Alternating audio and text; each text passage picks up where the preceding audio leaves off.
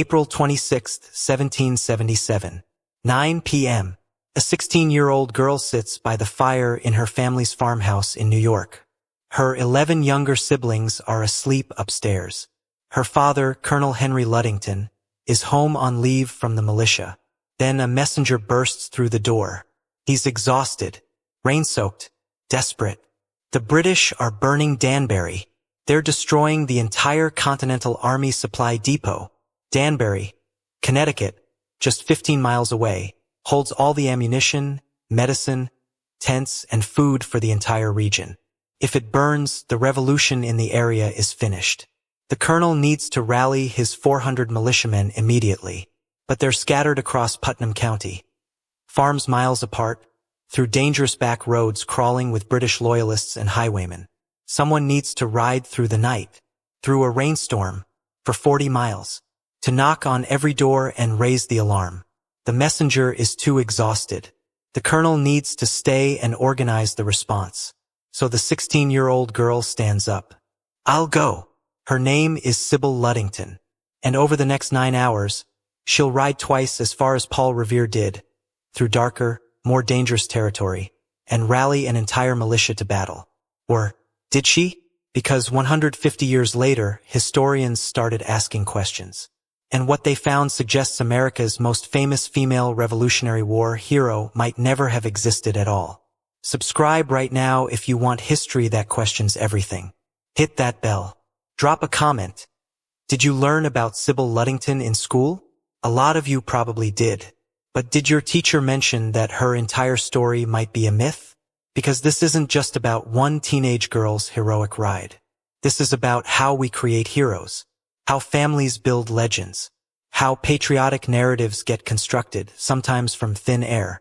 Sybil Ludington has statues, postage stamp, dozens of children's books. Her story inspired a chamber opera and multiple movies. She's called the female Paul Revere. But unlike Paul Revere, whose ride is documented in multiple contemporary sources, Sybil's story first appeared in print 130 years after it supposedly happened. No contemporary accounts, no letters, no newspaper articles from 1777. Nothing. Just family stories passed down through generations. Stories that only got written down in the early 1900s, when America was hungry for patriotic heroes. So what's the truth?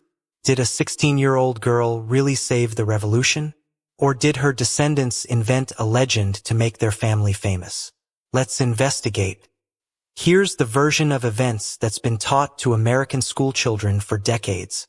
April 26, 1777. Evening. Colonel Henry Ludington commanded a militia regiment of about 400 men in what is now Kent/Patterson, New York, then called Fredericksburg. These weren't professional soldiers. They were farmers who trained occasionally and responded when called to battle. On April 26th, British forces under General William Tryon landed at Campo Beach in Connecticut and marched inland toward Danbury, a major Continental Army supply depot. Danbury held crucial supplies, ammunition for the entire region, medicine and surgical supplies, tents and camping equipment, food stores, pork, beef, flour, rice, shoes and clothing. The British goal was to destroy these supplies and cripple the American war effort in the region. They succeeded. On April 26th, they torched Danbury, burned houses, destroyed warehouses. The flames could be seen for miles. According to the Ludington family story, around 9 p.m., a messenger arrived at the Ludington farmhouse. Exhausted, rain-soaked, barely able to stand. He'd ridden hard from Danbury with news of the attack. Colonel Ludington faced a dilemma. He needed to stay and organize the militia response, send someone to alert his scattered troops. His men lived on farms spread across 40-plus miles of Putnam County.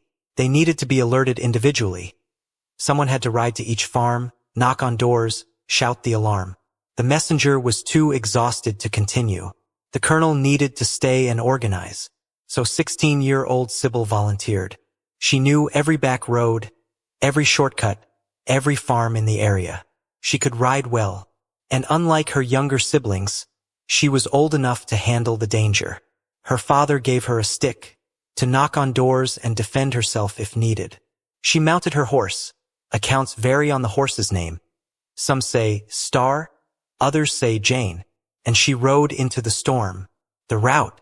Over the next 9+ hours, Sybil rode approximately 40 miles through Putnam County, hitting multiple towns: Mahopac, Carmel, Stormville, Kent Cliffs, Farmers Mills, Lake Mahopac. At each farm, she'd bang on the door with her stick and shout, "The British are burning Danbury. Muster at Ludington's."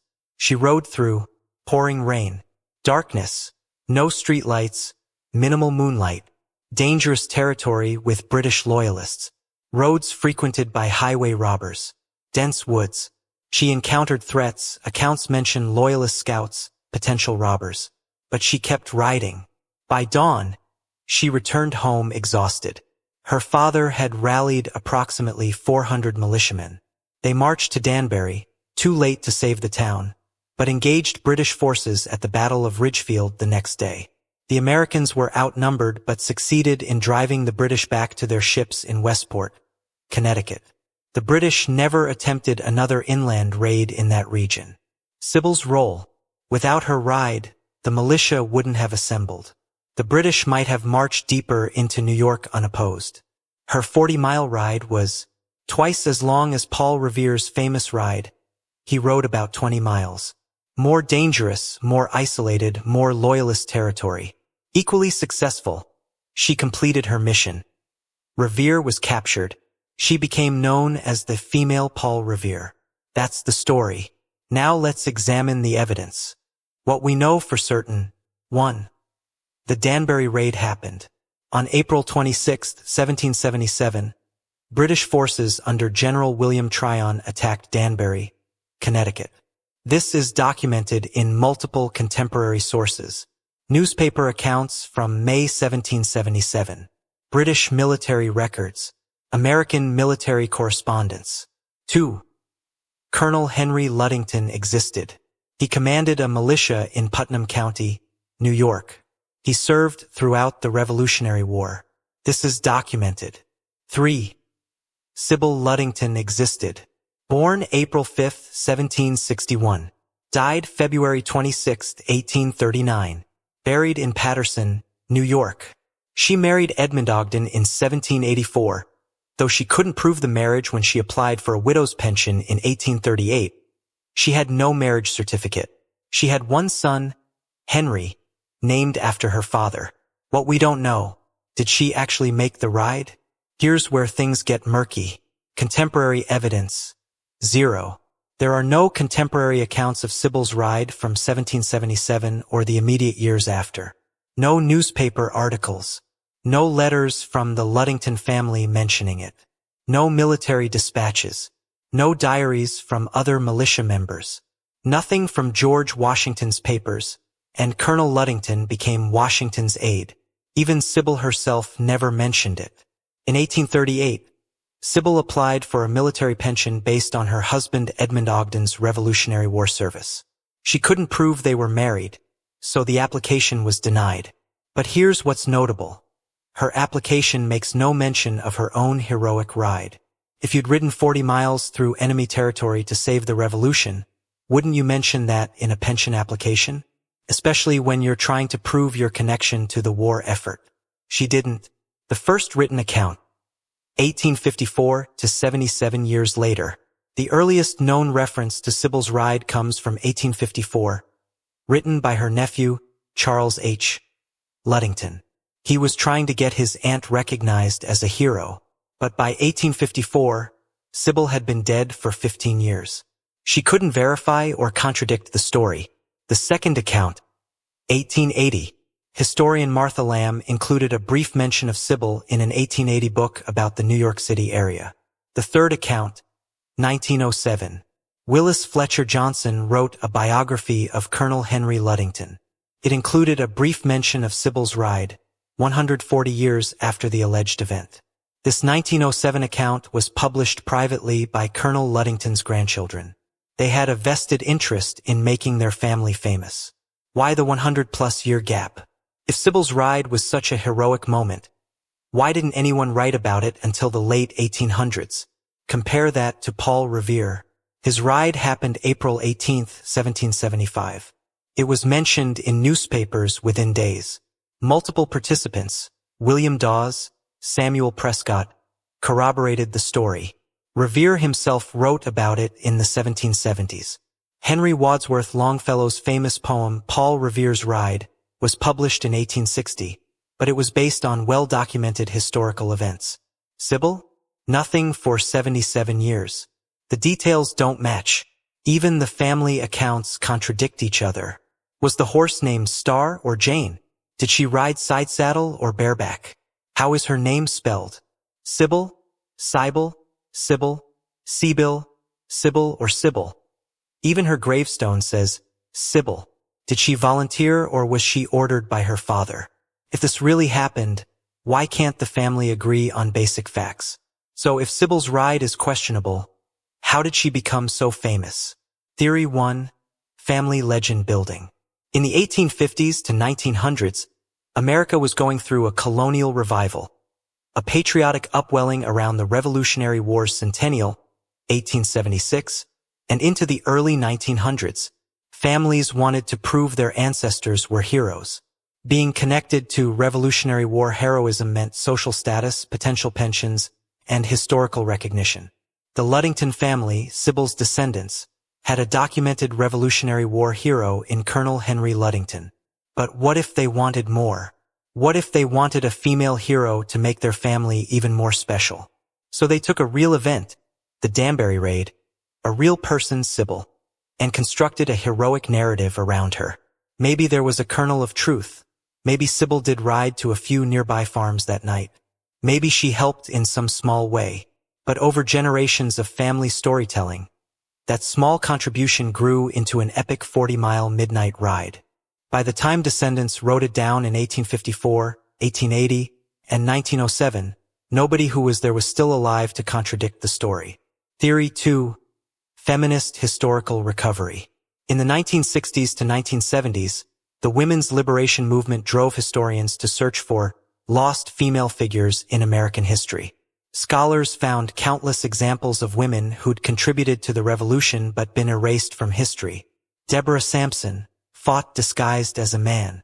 Nancy Hart captured loyalist spies. Lydia Dara spied on British officers. This created appetite for more female Revolutionary War heroes. Enter Sybil Ludington, a compelling story about a teenage girl who outperformed Paul Revere. Historians in the 1960s-70s were sometimes too eager to accept these stories without scrutinizing the evidence. They wanted to believe that women had played heroic roles, which they did, just not always in the specific ways the legends claimed. Sybil's story fit perfectly: young woman, brave, action-oriented, successful, everything the feminist historical movement was looking for. So they promoted her story without adequately questioning the sources. Theory 3. Patriotic propaganda. In 1961, during the Cold War, the Daughters of the American Revolution commissioned sculptor Anna Hyatt Huntington to create a bronze statue of Sybil Ludington on horseback. Why? Because America needed patriotic symbols, female heroes, stories that inspired national pride. In 1975, during the bicentennial celebration, the U.S. Postal Service issued a stamp honoring Sybil. By this point, her story had become official American mythology. Challenging it felt unpatriotic. But some historians started asking questions. 1956. First published doubts about Sybil's story appear. 2015. Historian Paula Hunt publishes research in the New England Quarterly systematically dismantling the evidence for Sybil's ride. 2022.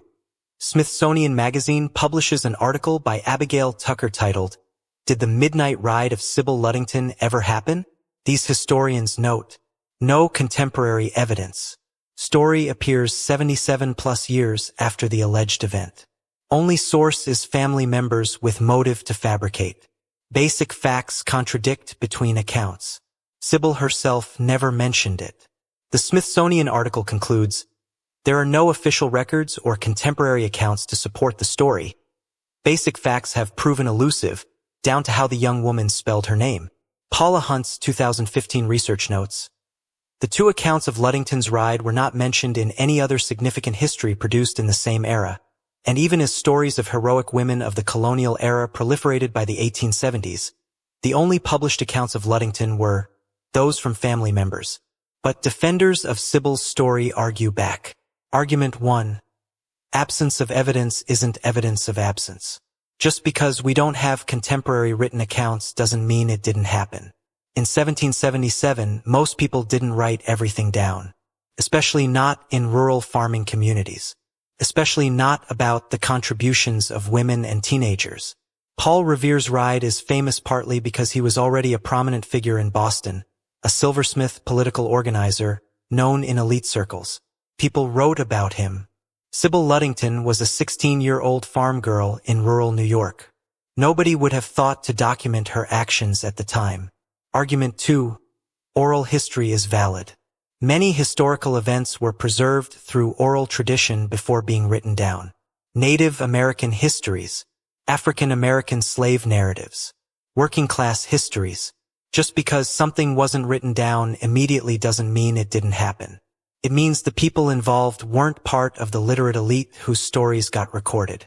Argument 3. The circumstances make sense. The Danbury raid happened. Colonel Ludington needed to alert his militia. Someone had to ride and spread the word.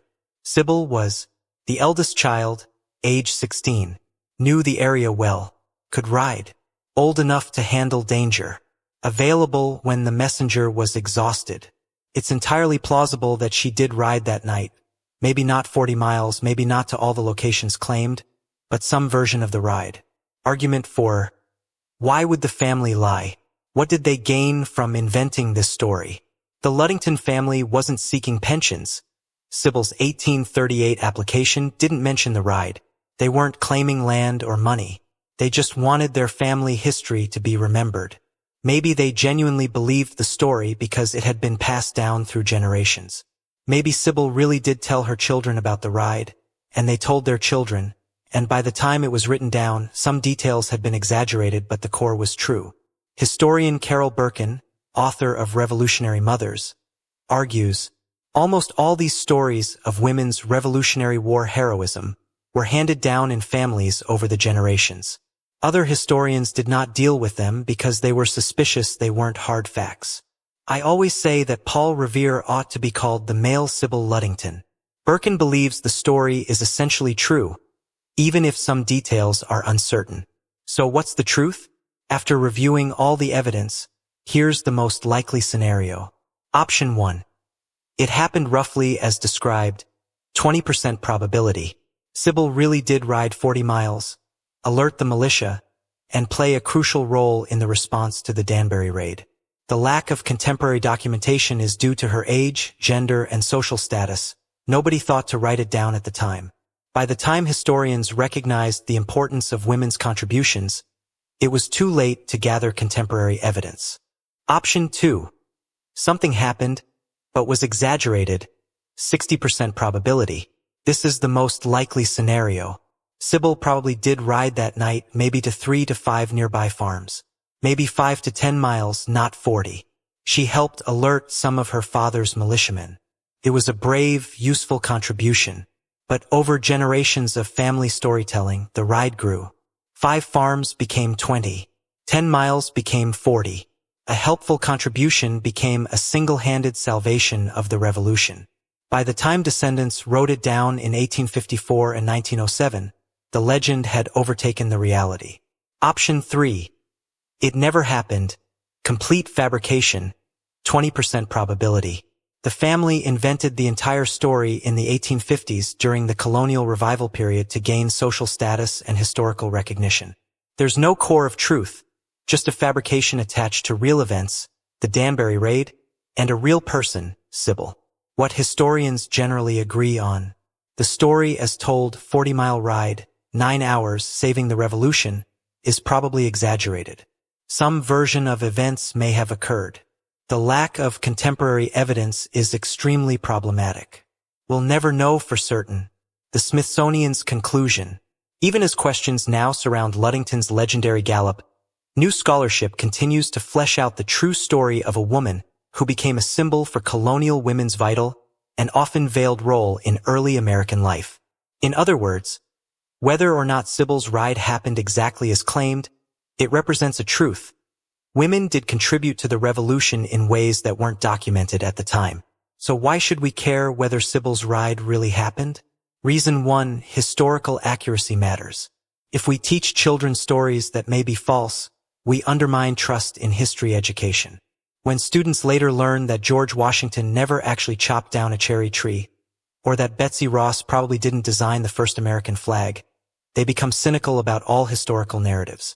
Better to teach accurate history, even if it's less dramatic, than to perpetuate legends.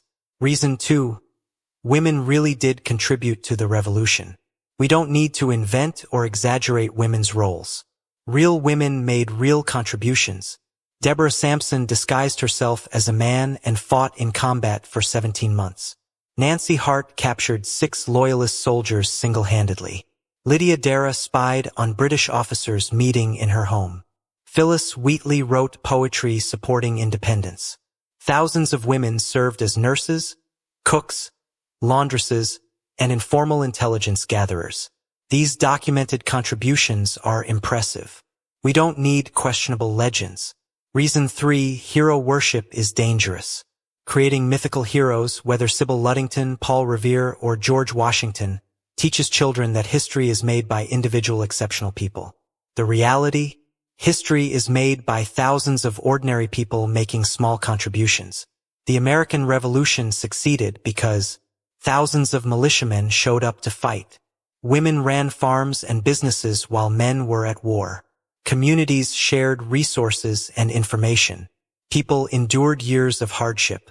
Focusing on one teenage girl's alleged ride obscures the collective effort that actually won independence.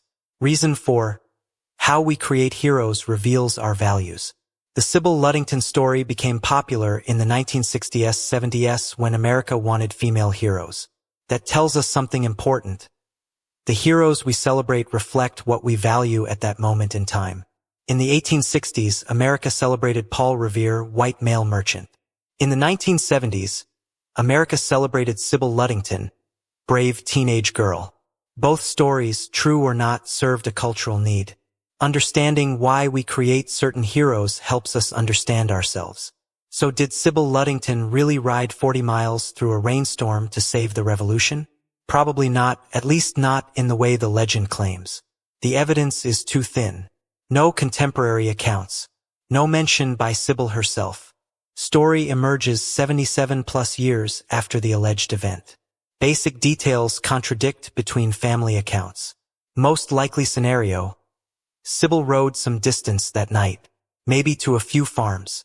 Maybe she helped alert some militiamen. A small, brave contribution, but not the epic 40-mile ride of legend. Over generations, family storytelling exaggerated her role until it became the myth we teach today. But here's the thing. Whether or not Sybil's ride happened exactly as claimed, it represents something true. Women contributed to the American Revolution in ways that weren't documented, weren't celebrated, weren't remembered. They weren't passive observers. They took risks. They made sacrifices. They did their part. And for 200 years, we forgot most of their names. So maybe Sybil Ludington, real person, questionable ride, serves a purpose. She reminds us to look for the women, the teenagers, the ordinary people who shaped history. Just, let's be honest about what we actually know and what we've made up. So here's my question. Does it matter if Sybil's ride really happened? Or is the symbolic value, representing all the forgotten women of the revolution, more important than literal truth? Drop your take in the comments. And if this story made you question everything you learned in school, subscribe, hit that bell, and share with someone who loves history mysteries. Because sometimes the heroes we celebrate tell us more about ourselves than about the past.